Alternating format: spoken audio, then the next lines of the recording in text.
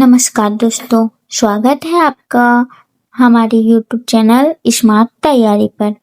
आज के वीडियो में हम जानेंगे बीएससी नर्सिंग 2025 की स्क्रूटनी यानी डॉक्यूमेंट वेरिफिकेशन प्रक्रिया के बारे में।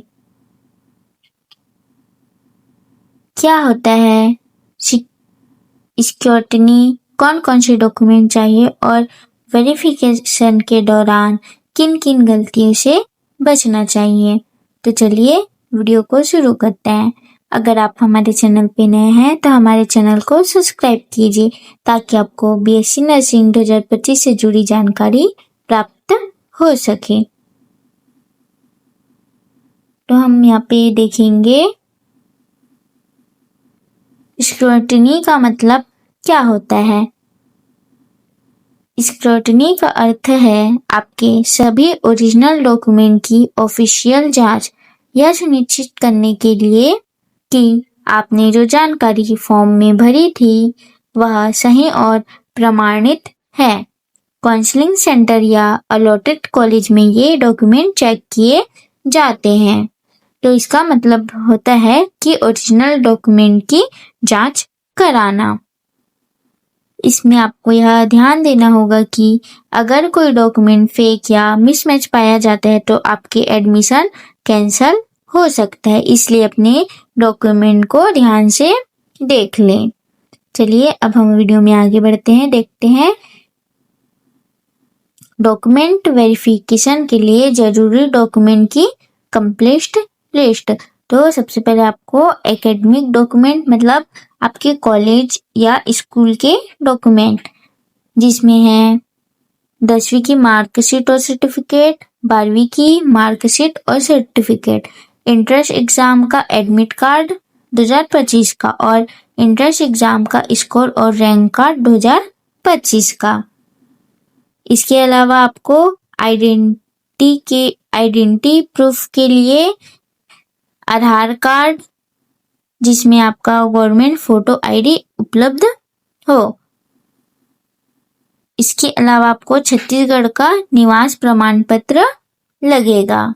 चलिए वीडियो में आगे बढ़ते हैं। इसके अलावा आपको कैटेगरी सर्टिफिकेट लगेगा। Caste certificate ST, SC, OBC, आप किसी भी कास्ट से हो। अगर आप ईडब्ल्यूएस वाले हैं तो आपको ईडब्ल्यूएस सर्टिफिकेट लगेगा। यदि आप दिव्यांग है तो आपको पीडब्ल्यूडी सर्टिफिकेट लगेगा। और आप एक्स सर्विसमैन या फ्रीडम फाइटर हैं तो इसका आपको प्रमाण पत्र लगेगा, यदि आपके में लागू होता है तो। इसके अलावा और भी डॉक्यूमेंट होते हैं जो आपके डॉक्यूमेंट वेरिफिकेशन के लिए काम आते हैं, जैसे transfer certificate, migration certificate, character certificate, passport size photo 4 से 5 कॉपी और सीट अलॉटमेंट लेटर, जो आपको CGDME के साइट पर लॉगिन करने से प्राप्त हो जाएगा। उसके अलावा आपको काउंसलिंग रजिस्ट्रेशन स्लिप यहाँ लगेगा।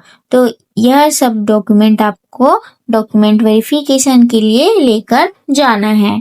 चलिए अब वीडियो में आगे बढ़ते हैं।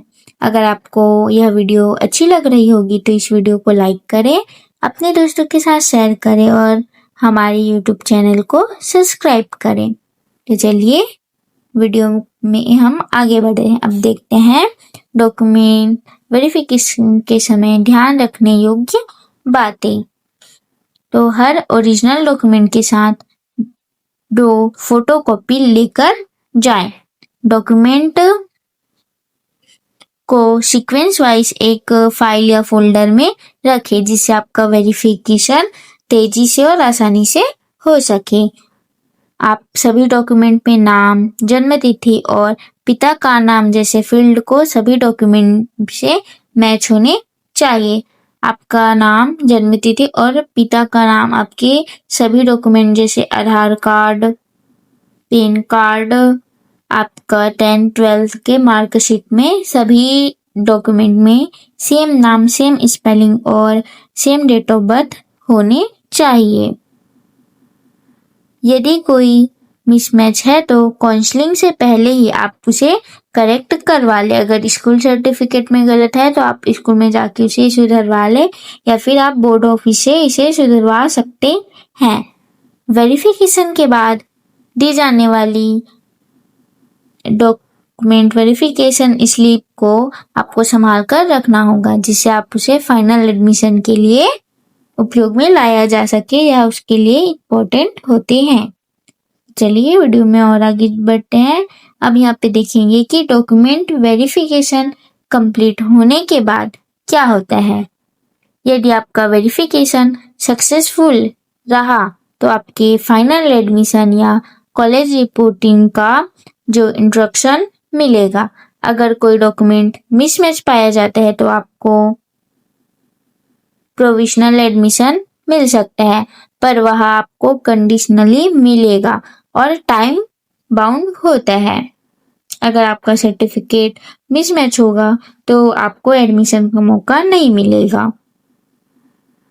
तो चलिए हम देख लेते हैं कि आपको क्या क्या मिस्टेक नहीं करनी चाहिए। तो वह कॉमन मिस्टेक जो अक्सर स्टूडेंट ध्यान नहीं देते हैं और उनसे अनजाने में हो जाती है, जैसे कि पहला मिस्टेक है ओरिजिनल डॉक्यूमेंट ना लेकर जाना। तो आपको काउंसलिंग या डॉक्यूमेंट वेरिफिकेशन के लिए ओरिजिनल डॉक्यूमेंट लेके जाना है और उसके साथ उस डॉक्यूमेंट की 2 फोटोकॉपी लेके जाना है। आपका दूसरा मिस्टेक यह हो सकता है कि आपको आपकी फोटोकॉपीज की संख्या कम होना, तो आप कम से कम 2 फोटोकॉपी लेकर अवश्य जाएं। आपका थर्ड मिस्टेक हो सकता है कि नाम या जन्म तिथि मिसमैच होना, इससे आपको रिजेक्शन का खतरा रहता है। तो आप डॉक्यूमेंट वेरिफिकेशन में जाने से पहले आप सभी चीज़ों का अच्छे से ध्यान रखें और इसे सभी डॉक्यूमेंट में सुधरवा लें। चलिए आपका चौथा मिस्टेक है कि कैटेगरी सर्टिफिकेट की वैलिडिटी समाप्त होना या एक्सपायरी हो जाना। तो आप अपना कैटेगरी सर्टिफिकेट की वैलिडिटी अच्छे से देख ले, कहीं वह एक्सपायरी तो नहीं हो गई है। अगर एक्सपायरी हो गई होगी तो इसे जल्द से जल्द अपडेट करें। आज के वीडियो में इतना ही। धन्यवाद। अगर आपको वीडियो पसंद आया होगा तो इस वीडियो को लाइक करें, दोस्तों के साथ शेयर करें और हमारे चैनल को सब्सक्राइब करें ताकि आपको CGBSE नर्सिंग 2025 से जुड़ी जानकारी मिलती रहे। वीडियो में अंत तक बने रहने के लिए आपका बहुत बहुत धन्यवाद।